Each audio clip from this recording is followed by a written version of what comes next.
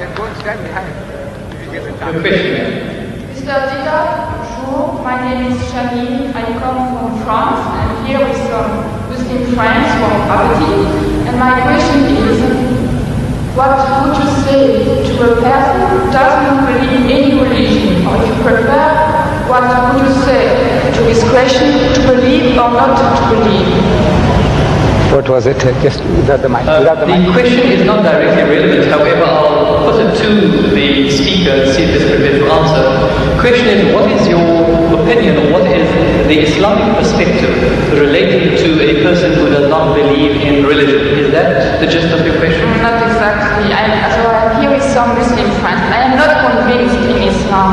And I would like to know what you would say to a person who is a non-believer when this person says to you, believe or not to believe? Oh, yes, alright. If one is questioned by a non-believer, and the question is, what do you say about believing or not believing? What is the Islamic perspective? You see, there is a person who, every person ought to believe. He believes in something, right or wrong. There is a type of person who doesn't believe. He said, I don't believe that there is God. He says, I'm an atheist. Or the guy says, I'm an agnostic. Now, each and every one, according to religion, whether any religion, you ought to believe. You ought to believe.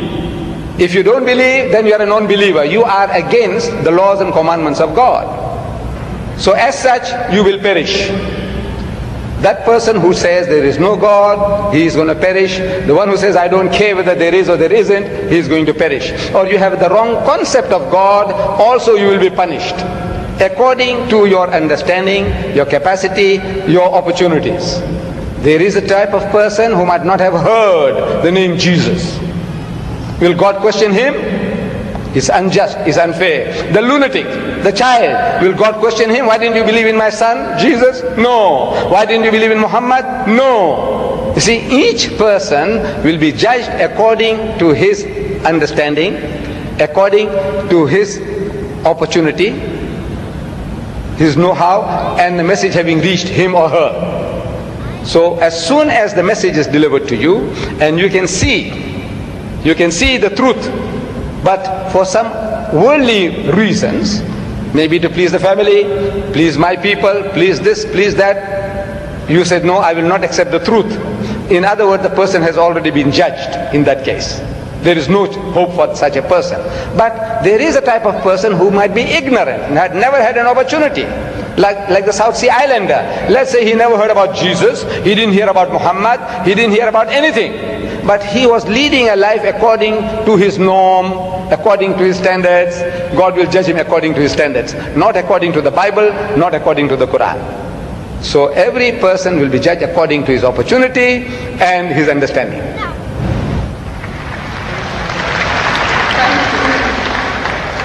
Ladies and gentlemen, we unfortunately have just about a minute left of question time.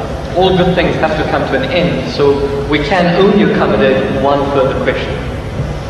Mr. Deedat, I have impression that my question has been misunderstood. I didn't want to challenge you or to hurt you. I just wanted to ask you for some advice for a person who doesn't believe. I just wanted also to ask you for advice because I am not a believer. I would want to believe in Islam, but I just want some advice. Yes,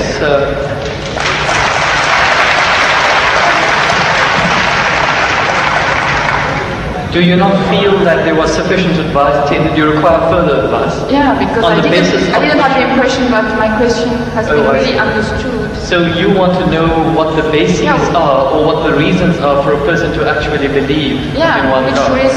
Which advice would you give to a person who is a non-believer? See, number one, we have to realize that there is a necessity for belief. If you don't believe, you can't move an inch. You can't bat an eyelid.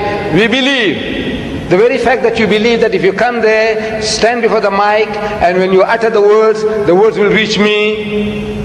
If you didn't believe, you wouldn't have taken that step. If you didn't believe that you will be visiting this hall and listening to a lecture, you wouldn't have come. So belief is fundamental, is basic to any move that you make. Now, without belief, believe in what? That there is a creator. Number one, that somebody made this machine. Man, woman, he made it. And that this machine is not given without instructions. Every machine carries with it instructions. Never mind how simple that mechanism is, you get instructions. Your washing machine, your hair dryer, your motor car, anything, everything, you need a book of instructions. This most complicated mechanism, the human being, created and left without instructions? Who says no, he has to be given instructions. And God Almighty, we believe that there is a creator, and this creator through his messengers, one of us, he has been conveying those messages to us, directions, instructions to us. Whether those instructions remain in their pristine purity or not, that is something that is now debatable. But the instructions were given, and it is through those instructions alone can man find ethics, can man find morality. Without these instructions, there is no ethics and there is no morality. Man, being an animal by nature, he will behave like animals. It's only because you believe that there is a creator, and this creator said that thou shalt not marry your mother, you will not marry your sister, you will not marry your daughter. We say we believe, we believe, we believe. You say no, I don't believe, then the person is nothing better than the animal. See, the dogs and pigs, the way they behave, he said, well, I behave just the same because I'm an animal also.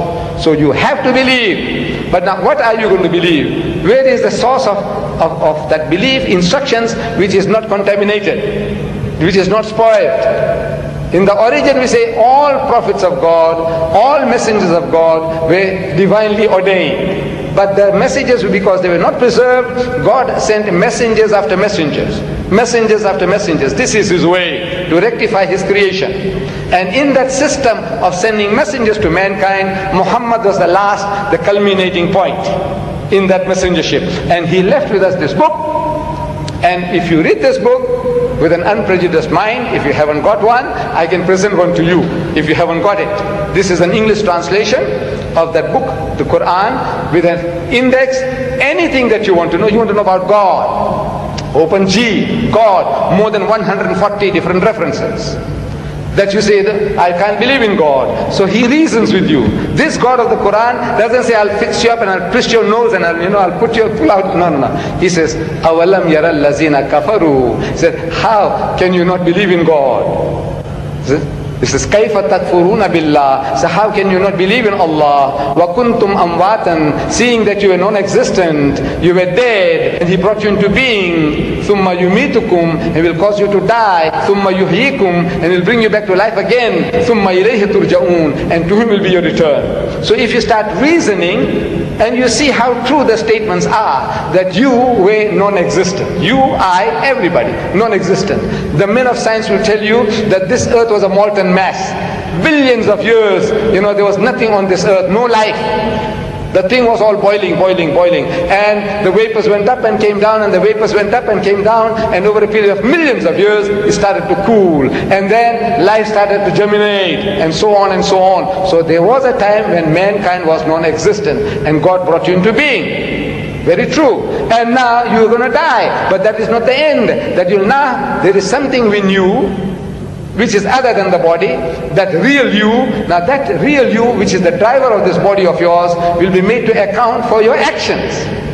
It's only natural that this person, like Hitler, look, he got away with it. He incinerated 6 million Jews. On account of him, 40 million people died in the Second World War. He's just going to get off scot-free? If he says, no, I don't believe, and there's nothing there on the other side, that means he's free, finish.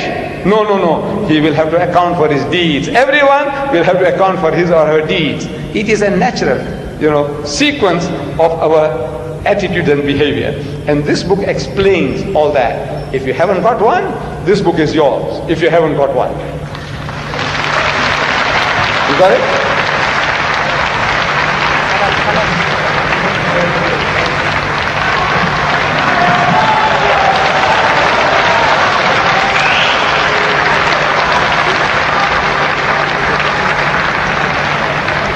Ladies and gentlemen, unfortunately, all good things have to come to an end. Where at the end of our time span, we cannot accommodate any further questions. Whilst we'd like to thank